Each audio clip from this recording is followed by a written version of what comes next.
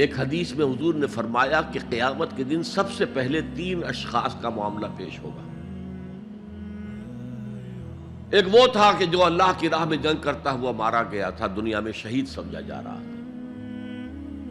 ایک وہ تھا جسے اللہ نے علم بہت دیا تھا اور اس نے علم کو پھیلایا، خوب پھیلایا۔ اور ایک وہ جس کے پاس جس کو اللہ نے بہت دولت دی تھی اور اس نے دولت جو ہے نیکی کے کاموں میں، بھلائی کے کاموں میں، غرباء، یتامى، مساکین کے لیے خرچ کیا۔ اب اللہ پوچھے گا ان شہید صاحب سے کہ دیکھو میں نے تمہیں صحت دی تھی، جسمانی قوت دی تھی، تم نے کیا کیا؟ وہ کہے گا اے اللہ میں نے تیرے لیے قتال کیا اور اپنی جان دے دی۔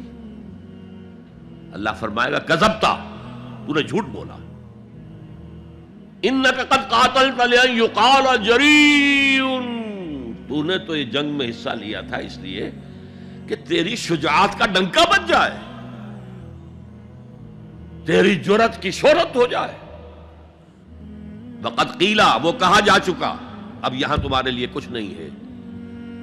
اور فرشتوں کو حکم ہوگا اور اوندھے منہ گھسیٹتے ہوئے اس کو جہنم میں ڈال دینا۔ یہی حشر ہوگا اس عالم کا،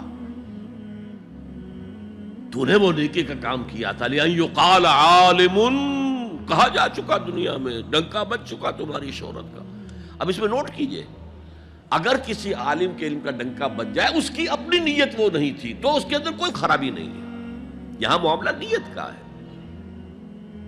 اگر نیت یہ ہو کہ میرے علم کی شہرت ہو جائے، میرے ہاتھ چومے جائیں، مجھے نذرانے پیش کیے جائیں، تو پھر وہی حشر اس کا ہوگا کہ اوندھے منہ گھسیٹ کر جہنم میں ڈال دیا جائے۔ یہی حشر اس سخی کا ہوگا جس نے سخاوت کی تھی، جس کی سخاوت کے ڈنکے بج گئے تھے، اس کا بھی یہی حشر ہوگا۔